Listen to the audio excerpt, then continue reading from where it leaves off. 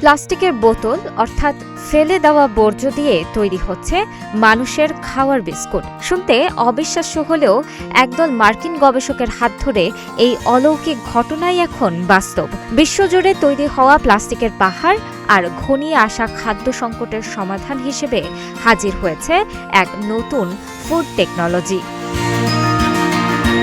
বিশ্বজুড়ে জমে থাকা প্লাস্টিক নিয়ে সবাই যখন শঙ্কায়, তখন যুক্তরাষ্ট্রের ইলিনয়ের বিজ্ঞানীরা বর্জ্য ভেঙে সেগুলোকে বিশেষ ল্যাবের তৈরি ইস্টে রূপান্তর করছেন। চমকপ্রদ বিষয় হল, সেই ইস্টই ক্ষতিকর রাসায়নিককে বদলে দিচ্ছে প্রোটিন, ভ্যানিলা ফ্লেভার ও ভিটামিন এতে।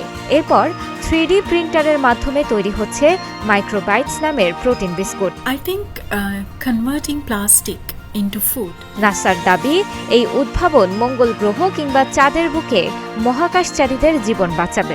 শুধু তাই নয়, মেরু অঞ্চল, সমুদ্রের গভীরে থাকা সাবমেরিন কিংবা দুর্যোগ কবলিত এলাকায় এটি হতে পারে জরুরি খাদ্য। বিজ্ঞানীদের দাবি, এই উদ্ভাবন চরম প্রতিকূল পরিবেশে বিকল্প খাদ্যের উৎস হিসেবে কাজে লাগবে।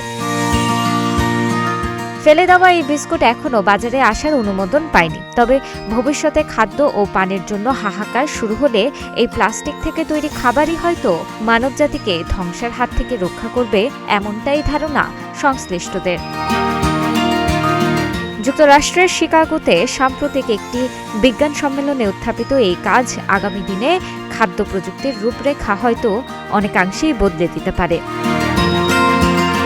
তানাজা আফরিন, গ্রিন টিভি ডিজিটাল।